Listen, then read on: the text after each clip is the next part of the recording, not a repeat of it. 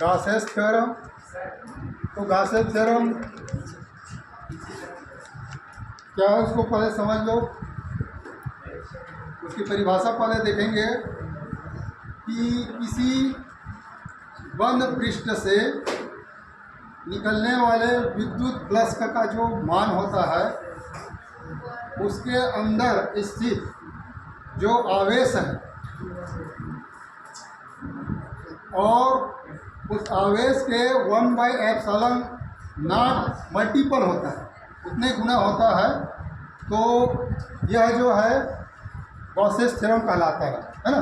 तो Gauss's theorem एक बार पुनः देख लेंगे। निर्वात में किसी बंद पृष्ठ से गुजरने वाले संपूर्ण विद्युत फ्लक्स का उस बंद पृष्ठ के अंदर उपस्थित कुल आवेश का 1/ε0 मल्टीपल या गुणित होता है।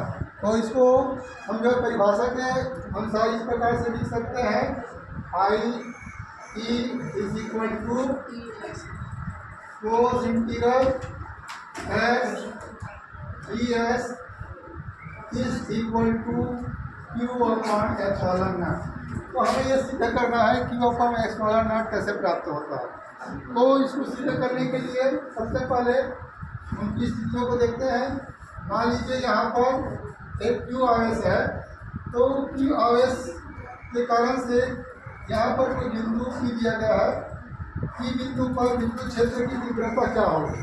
तो विद्युत क्षेत्र की तीव्रता के लिए हम देखते हैं V = क्या होता है, कूलम्ब नियम से 1/4πr² इक्वेशन फर्स्ट लेते हैं। अब यह जो Q आवेश है, इस Q आवेश का जो फ्लक्स का है इस प्रकार से एक वृत्ताकार होगा। वृत्ताकार क्षेत्र में यहाँ से हम इस प्रकार से एक ds स्मॉल क्षेत्र लेते हैं। क्या लेंगे, ds स्मॉल क्षेत्र से गुजरने वाले यह जो है विद्युत क्षेत्र के प्रभाव को देखें तो E = 1/4πr² Q/r प्राप्त हुआ। तो यहीं पे फ्लक्स का मान ज्ञात करना है। तो फ्लक्स का मान ज्ञात करने के लिए चूंकि यह क्षेत्र ds है तो यहाँ से फ्लक्स का भी d∅e निकलेगा। क्या निकलेगा, d∅e निकलेगा। तो d∅e को कैसे प्रदर्शित करते हैं, ये है आपका E × ds। या थोड़ा मिस्टेक हो गया था, E × ds ये इस प्रकार से दिया गया है। अब इसको कन्वर्ट किए थे तो कन्वर्ट करने पर क्या प्राप्त होता है, E ds और थीटा ये डाट के रूप में था, उसको चेंज कर दिए। अब इस यहाँ पर देखते हैं कि यह जो ds क्षेत्र है, यह ds क्षेत्र विद्युत क्षेत्र के सापेक्ष लंबवत है और इसके लंब के सापेक्ष एंड प्लेन के सापेक्ष यह क्या है, समांतर है। इसका मतलब थीटा = क्या है, 0 है। तो क्या कर सकते हैं, cos θ = cos 0 = 1 रखेंगे। तो यहाँ पर 1 रख देते हैं। तो d∅e = EdS। अब यह जो समीकरण 2 प्राप्त हुआ, इसमें E के मान को समीकरण 1 से रखेंगे। समीकरण 1 के मान को समीकरण 2 में रखते हैं। तो 2 में रखेंगे तो क्या प्राप्त हो जाएगा, d∅e =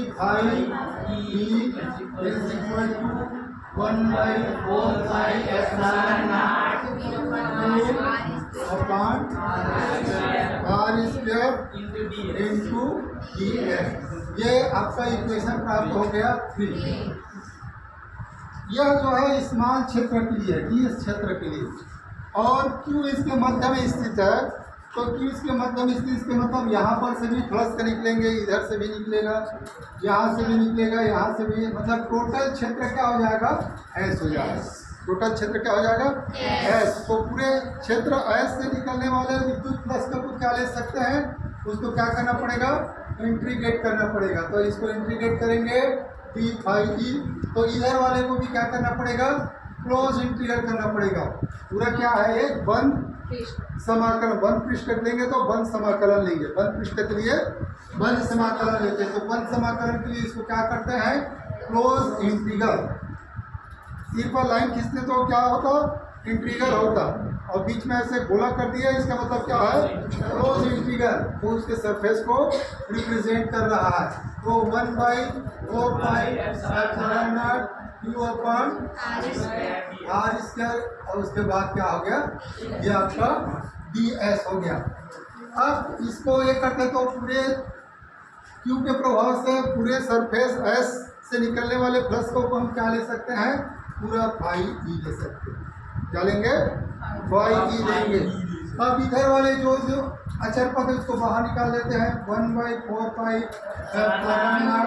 Q upon R square. अब ये जो क्लोज इंटीग्रल एस और ds, तो यह जो है close integral S D S का मान कितना होता है, तो यह कौन सा आकार का है, गोला आकार है।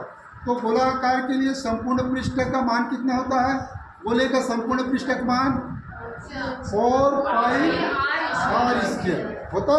तो यहाँ पर लिखेंगे ये जो है close integral S D S एक गोला है, और गोले का संपूर्ण पृष्ठ, गोले का संपूर्ण पृष्ठ का क्षेत्रफल, क्योंकि हम क्षेत्रफल के सापेक्ष निकाल रहे हैं, का क्षेत्रफल क्या होता है, 4πr स्क्वायर।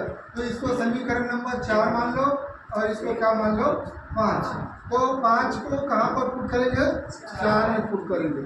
तो 5 को 4 में पुट करने के पर क्या प्राप्त होगा, phi E is equal to 1/4π Q upon R square into 4πr square. तो यहाँ पर देखते हैं, तो जो कट गया उसको काट देंगे, इसके साथ ये कट गया, 4π के साथ 4π कट गया, जो बचा है उसको लिखेंगे phi E is equal to Q upon. तो इसी को हमें सिद्ध करना था गाउस के थ्योरम में, कि हम चालू कहाँ से किए थे, किसी बंद पृष्ठ से निकलने वाले कुल फ्लक्स का मान उस बंद पृष्ठ में स्थित आवेश का 1/ε0 गुना होता है। तो इसको इस प्रकार से लिख सकते हैं, क्यों आवेश का 1/ε0 गुना, ये गुना शब्द दिया गया है, ठीक है। तो यह जो है उसको सिद्ध करता है गाउस थ्योरम को, ठीक।